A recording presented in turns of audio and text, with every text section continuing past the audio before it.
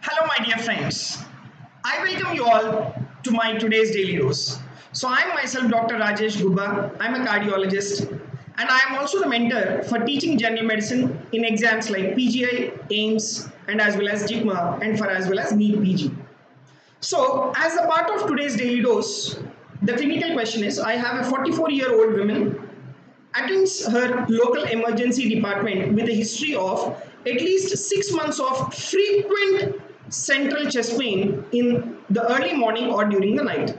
And she had no chest pain on exertion. This has been a particularly severe attack lasting for nearly around 2 hours. Pulse rate is around 84 per minute and she is in sinus rhythm. Blood pressure is around 134 by 86 millimeters of mercury.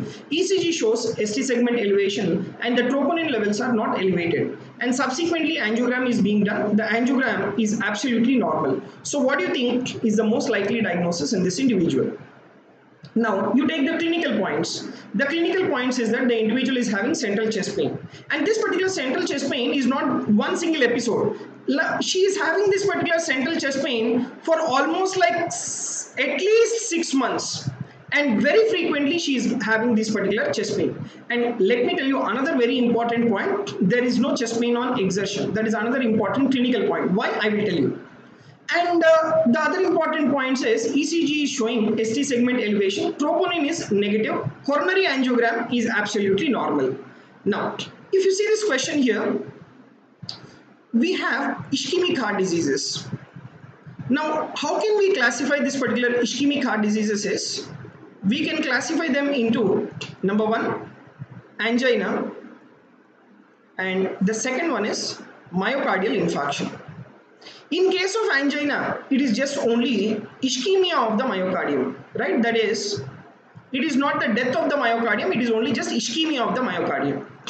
Now, this angina, we classify this into stable angina, right?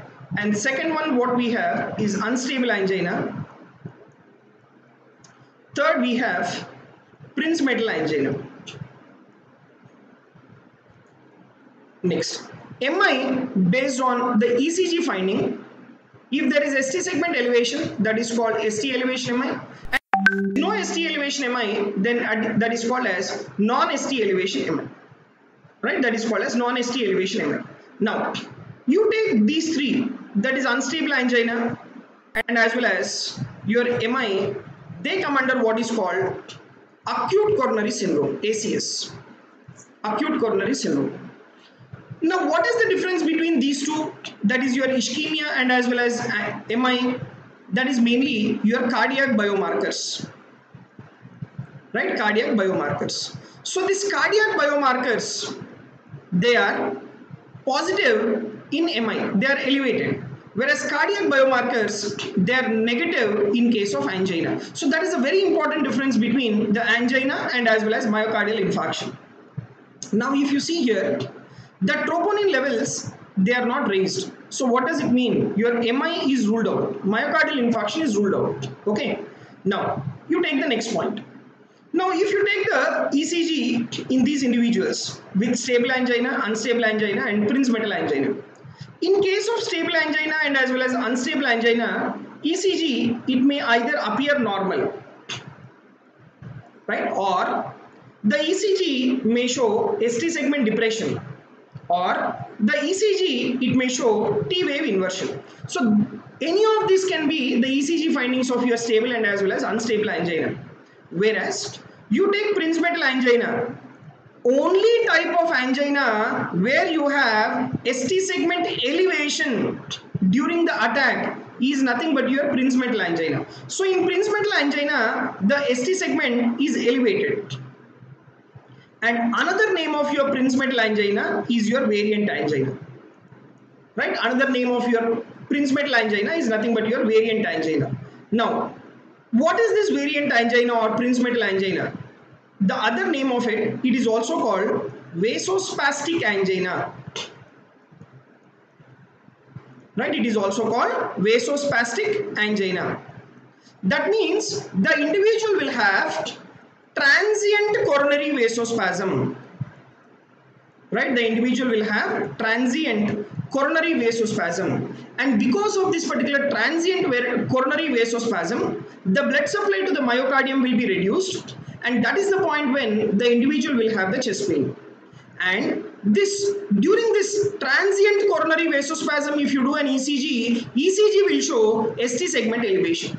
But again, if this coronary vasospasm is relieved, if you do an ECG, that time it may not show you the ST elevation. ST segment elevation is shown or seen only during that particular transient coronary vasospasm.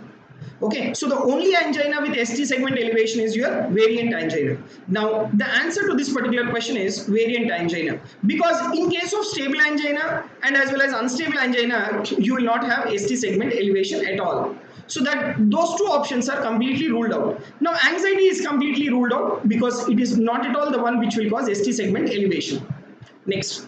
Now, the other point is coming to the treatment of your variant angina. So before going into the treatment, I want to tell you one important point. Like Prinzmetal angina is the one which is characterized by transient coronary vasospasm. Now, which coronary artery commonly undergo coronary vasospasm?